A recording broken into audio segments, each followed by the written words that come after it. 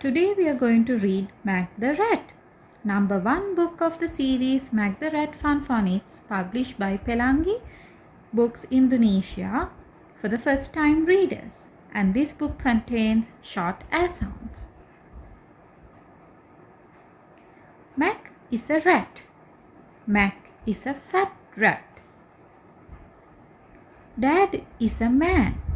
Dad is a fat man. Dad had a nap. Mac sat on Dad. Bad, bad Mac. A mad, mad Dad. Dad had a pan. Mac the rat ran.